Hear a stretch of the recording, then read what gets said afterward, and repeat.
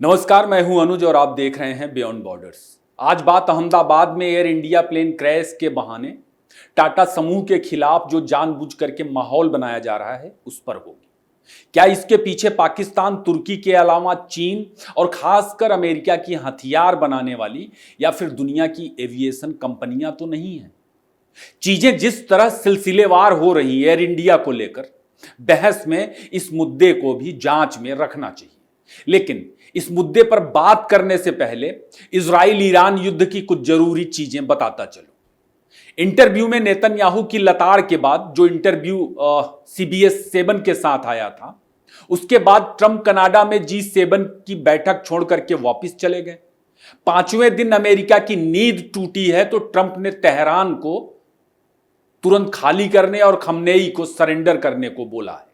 इसके साथ ही middle east, Europe के जो तमाम रणनीतिक बेस हैं, अमेरिका ने वहां बॉम्बर, फाइटर जेट और कुछ नेवल शिप वगैरह भी तैनाती बढ़ाई है, ऐसी खबरें आ रही। उधर ईरान ने अमेरिकी बेसेस पर सीधा हमला करने का ऐलान भी कर दिया एक बार फिर से।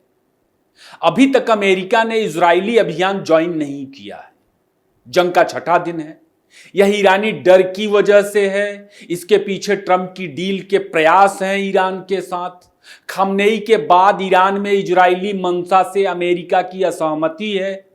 इन तमाम चीजों का साफ होना बाकी है, बावजूद कि छठवें दिन इजराइल और ईरान ने एक दूसरे पर बीती रात को भीषण हमले किए और इन हमलों का असर दिख रहा। दोस्तों, आगे बात एयर इंडिया, टाटा समूह और उस पर साजिश पर होगी, जिस पर इस वक्त चर्चा नहीं की जा रही। आप अंत तक बने रहें, अपनी राय भी दें जो हमारे लिए मायने रखती है। इसी महीने 12 जून को अहमदाबाद में एयर इंडिया की फ्लाइट 171 का भयावह हादसा सामने आया था। हादसे में सिर्फ एक पैसेंजर को छोड़ के बाकी सबकी जान चली गई थी। हादसे के बाद एयर इंडिया के विमानों की उड़ान के दौरान तकनीकी खामियां देखने को मिल रही हैं और लगातार उड़ानें प्रभावित हो रही। हांगकांग से दिल्ली के लिए निकला एक विमान तकनीकी दिक्कत की वजह से वापस हुआ, आपने देखा होगा इस खबर को। और इसी तरह सैन फ्रांसिस्को से मुंबई आ रहे एयर इंडिया के विमान को कोलकाता में लैंड करवाना पड़ा। मंगलवार के दिन एयर इंडिया इंटरनेशनल के कुल 7 विमानों को तकनीकी खामियों की वजह से रद्द करना पड़ा। अब कहने की बात नहीं कि इससे क्या नुकसान हो रहा।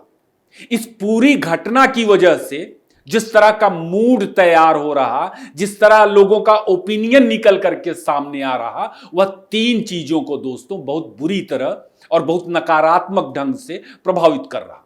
पहला, टाटा समूह की कारोबारी साख को लगातार झटका लग रहा।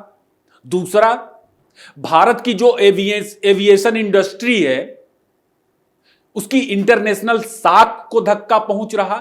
और तीसरा, ड्रीम लाइनर बनाने वाली जो कंपनी है यानी बोइंग, उसकी भी साख पर बहुत बड़ा बट्टा लग रहा। और यही वजह है कि नुकसान से फायदा किसे हो रहा और क्या मिल रहा, उसको अब तक की कई तरह की जो साजिशों के सिद्धांत हैं उनमें उनकी चर्चाएं हुई। भारत की aircraft accident investigation bureau, America की NTSB और यूके यानी ब्रिटेन की एयर एक्सीडेंट इन्वेस्टिगेशन ब्रांच की तरफ से मामले की जांच जारी होना बताया जा रहा। कॉकपिट, वॉइस रिकॉर्डर और फ्लाइट डेटा रिकॉर्डर यानी ब्लैक बॉक्स मिल चुके हैं और इनके विश्लेषण से ही दोस्तों हादसे का सही कारण क्या था वह पता चलेगा। अभी तक जांच में जो निकल के सामने आया है उसके आधार पर इंजन फेल हो जाना, विमान के रखरखाव की कमी, फ्लैप्स की गलत सेटिंग, बर्ड या किसी ऑब्जेक्ट का स्ट्राइक यानी हिट करना, ऐसी तमाम वजहें लोग बता रहे हैं। चूंकि जांच जारी है तो अभी कोई निष्कर्ष निकल नहीं पाया। लेकिन दोस्तों, इन्हीं 3 प्राथमिक पॉइंट्स पर कई तरह की कॉन्स्पिरेसी थियरीज में निष्कर्ष दिए जा रहे हैं।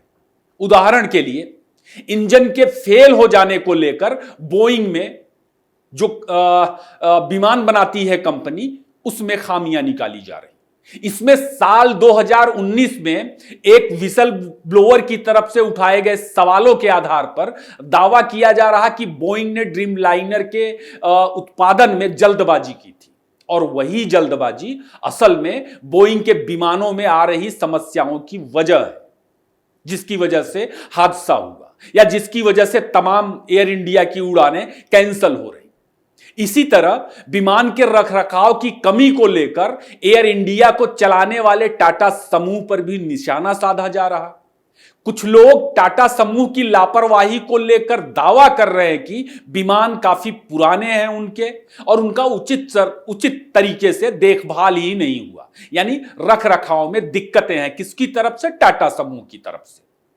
और इसी बहाने भारत के विमानन मंत्रालय और क्लियरेंस देने वाली जो तमाम विमानन एजेंसियां हैं उन पर भी सवाल हो रहे हैं। फ्लैप्स की गलत सेटिंग वगैरह को लेकर तुर्की की कंपनी सेलेबी का कनेक्शन निकल के आ रहा। सेलेबी के पास एयरपोर्ट पर विमानों के रखरखाव की जिम्मेदारी थी। ऑपरेशन सिंदूर के बाद उसका कॉन्ट्रैक्ट रद्द हुआ, लेकिन उसके कर्मचारी दूसरी कंपनियों में गए बताए जा रहे हैं। तो एक कनेक्शन यह भी सामने आ रहा कि इसके पीछे हो ना हो तुर्की के या सेलेबी के जो पूर्व कर्मचारी थे वह भी हो सकते हैं। ऑब्जेक्ट या बर्ड हिटिंग को लेकर पाकिस्तानी साजिश पर सवाल हो रहे हैं। गुजरात में राजनीतिक तनाव रहा है और सवाल सामने आ रहे हैं कि हो ना हो पाकिस्तान ने अपने स्लीपर सेल की मदद से कोई ऑब्जेक्ट वहां पर हिट करवाया हो, जिसकी वजह से एयर इंडिया का विमान हादसे का शिकार हुआ। कुल मिलाकर यह मोटी मोटा बातें हैं। जहां तक मेरी बात है दोस्तों, मैं इसमें 2-3 अलग चीजें देख रहा हूं। अहमदाबाद विमान हादसे के बाद लगातार एयर इंडिया की अंतरराष्ट्रीय उड़ानों में आ रही दिक्कतों और उसके आकलन पर एक अलग ही कहानी नजर आ रही। हालांकि ये पूरा मामला अभी जांच का विषय है, लेकिन हादसे के बाद और उसके असर को लेकर जो कहानी दिख रही उसमें कई मकसद साफ साफ देखे जा सकते हैं। उन्हें आप भी साफ साफ देख सकते हैं। 2-3 चीजें आपने नोट की होंगी। हादसे के बाद चाय कॉफी बनाने वाली टाटा की कंपनियों के 1-2 शेयर्स को छोड़कर बाकी सभी शेयर्स बाजार में कमजोर पड़े। खासकर मोटर, इंजीनियरिंग और स्टील बनाने वाली टाटा की कंपनियां। रोज जिस तरह खबरें आ रही एयर इंडिया को लेकर, हादसे के लगभग सप्ताह भर बाद आप देखिए बाजार में टाटा समूह के तमाम शेयर्स का हाल अभी भी कमजोर बना हुआ है। हादसे के बाद टाटा की पूंजी को दोस्तों तगड़ा नुकसान पहुंचा है। टाटा जिस कंपनी का विमान उड़ा रही, जो हादसे का शिकार बना यानी बोइंग, बाजार में उसके भाव का भी यही हाल है जो टाटा के तमाम शेयर्स का बाजार में हाल है। बोइंग ने भी गुजरात हादसे के बाद अब तक बाजार में तगड़ा नुकसान झेला है और जाहिर है कि रोज आ रही खबरों से उसे नुकसान पहुंच रहा होगा। लेकिन बात सिर्फ टाटा और बोइंग भर की नहीं। आप देखिए भारतीय विमानन उद्योग में जो दूसरी तमाम और कंपनियां हैं उनके शेयर्स भी कमजोर पड़े हैं इस हादसे के बाद। अब यहां पहला सवाल निकल के आता है कि क्या गुजरात हादसे के बाद भारत का विमानन कारोबार दुनिया की कुछ ताकतों के निशाने पर है? क्योंकि देसी विदेशी भारतीय विमानन कंपनियों को लेकर इस वक्त एक पैनिक माहौल आपको साफ साफ दिख रहा होगा, जो भारत के देसी विदेशी कारोबार पर बहुत गहरा असर डाल रहा। भारत ने जिस तरह घरेलू विमानन सेवाओं को लेकर एयरपोर्ट वगैरह बनाकर पिछले कुछ सालों में एक बड़ा बाजार तैयार किया, वह काबिले गौर है। तो यहां अगर गुजरात विमान हादसे का हासिल देखें, उस पर चर्चा करें, उसका विश्लेषण करें, तो इसका सीधा फायदा विदेशी विमानन सेवाओं को मिलता नजर आ रहा। अब देखिए गुजरात हादसे के बाद से टाटा समूह की साख दांव पर है। दोस्तों, टाटा समूह भारत में आम भरोसे का किस तरह का ब्रांड है, यह बात किसी को भी समझाने की जरूरत नहीं। यह समूह देश विदेश में अपनी क्वालिटी, अपनी सेवाओं और सफलता के लिए मशहूर है। समझौता किए बिना टाटा समूह ने स्टील और मोटर में अमेरिकी कंपनियों को भारत के बाजार में प्रतिस्पर्धा करने लायक छोड़ा ही नहीं, और भी तमाम दूसरी विदेशी कंपनियों को। यहां तक कि फोर्ड अमेरिका की सबसे बड़ी कंपनियों में शुमार है, लेकिन जगुआर की वजह से दिवालिया होने की कगार पर आ गई थी फोर्ड, जिसे टाटा समूह ने न सिर्फ खरीदा बल्कि फायदे का सौदा भी बना दिया। दूसरी बात, आपने गौर किया होगा कि हाल के कुछ महीनों में टाटा समूह भी एक राजनीतिक द्वेष का शिकार बनता नजर आया। अभी तक अदानी और अंबानी ही निशाने पर थे। केरल में एक बड़े व्यापक राजनीतिक धारा ने टाटा के क्लोथिंग ब्रांड वेस्टसाइड, जूडियो, तनेरा वगैरह को निशाना बनाया। उनके शोरूम्स के बाहर प्रदर्शन किए गए। विदेशी चंदों और एनजीओ कारोबार में शामिल भारत में सक्रिय तथा कथित युद्ध विरोधी राजनीतिक दलों ने टाटा के कार्यालय के बाहर प्रदर्शन किए। प्रदर्शन किस बात पर हुए? प्रदर्शन इस बात पर हुए कि टाटा समूह हथियार बनाने वाले कारोबार में शुमार है। सबसे बड़ी बात यह है कि अपनी इंजीनियरिंग, स्टील और मोटर तकनीक के लिए दुनिया का लोहा मनवा चुके टाटा समूह ने हाल ही में दसॉल्ट एविएशन के साथ मेक इन इंडिया के तहत एक करार भी किया। इस करार के तहत टाटा समूह की company Tata advanced system limited Rafale fighter jet के फ्यूजलेज का निर्माण करेगी भारत में। इतना ही नहीं, टाटा समूह तेजी से भारत का उभरता हुआ डिफेंस सिस्टम है, उसका एक बड़ा आधार बना है, जो कई तरह के प्रोजेक्ट में शामिल है डिफेंस से जुड़े। अब सवाल है कि जिस तरह टाटा को बिल्कुल अदानी के पैटर्न पर घेरा जा रहा, क्या इसके पीछे पश्चिम, खासकर अमेरिका की डिफेंस लॉबी का तो हाथ नहीं? अदानी भी टाटा की तरह हथियार बनाते हैं और अदानी के हथियार और तमाम भारतीय कंपनियों के हथियार ऑपरेशन सिंदूर में प्रूव हो गए और दुनिया के बाजार में उनकी मांग बढ़ी है। डिफेंस बाजार में टाटा के होने का क्या मतलब है, यह पूरी दुनिया, खासकर अमेरिका बेहतर समझता है। तो यहां आप सवाल कर सकते हैं कि इसके पीछे अमेरिका की ताकतवर डिफेंस लॉबी का हाथ हो सकता है, जिनके हित तुर्की, पाकिस्तान और अरब तक फैले हुए हैं। तो कहीं ना कहीं गुजरात का प्लेन हादसा अमेरिका की तरफ बड़े सवाल करता है।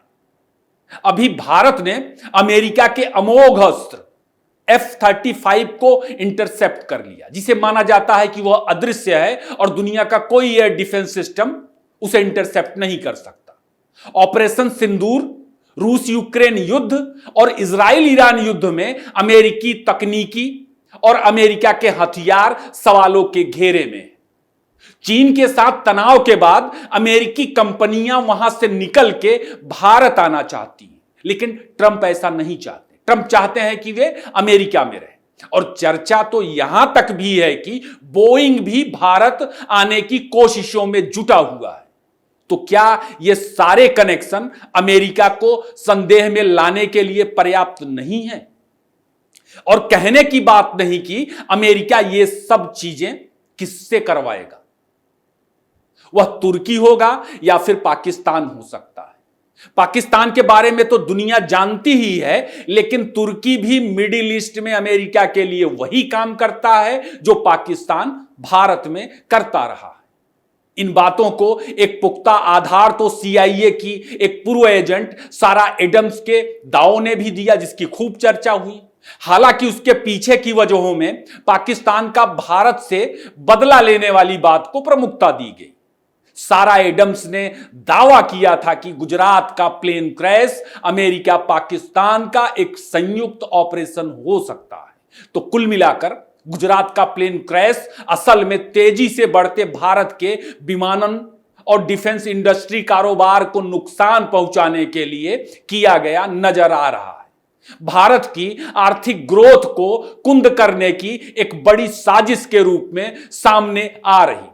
आप मेरी इस बात को नोट कर लीजिए दोस्तों, टाटा, अदानी या तमाम भारतीय कंपनियां जो डिफेंस कारोबार में काम कर रही हैं वह आने वाले दिनों में निशाने पर होंगी। दोस्तों, मैंने इजराइल ईरान विवाद को लेकर पिछले 2 वीडियो में खमनेई या खामनेई की जगह खुमैनी बोल दिया था, जबकि बात अयातुल्ला अली खमनेई की हो रही थी। जबकि खुमैनी रूहोला के संदर्भ में बोला जाता है, तो मेरी गलती के लिए मुझे माफ कर दें। मैं कोई एंकर या वीडियो जर्नलिस्ट नहीं हूं। मैं प्रिंट और डिजिटल बैकग्राउंड से रहा हूं और इस वजह से बहुत सारी कमियां आपको वीडियो में दिख रही होंगी, खासकर उच्चारण और प्रस्तुति के फ्रंट पर। चूंकि ट्रेंड वीडियो जर्नलिस्ट नहीं हूं तो इन चीजों पर कई बार रॉ में मेरा सोशियो कल्चरल बैकग्राउंड हावी हो जाता है। उन्हें ठीक कर रहा हूं। आपने गौर भी किया होगा कि बहुत सारी चीजें अब तक ठीक की हैं, बाकी सुधार जारी है। आज के लिए बस इतना ही। आप अपनी राय जरूर बताएं, आपको वीडियो कैसा लगा। ज़्यादा से ज़्यादा इसे लाइक और शेयर करें। फिर किसी नए टॉपिक पर आपके साथ मुलाकात होगी। आपने इतना वक्त दिया, आपका धन्यवाद।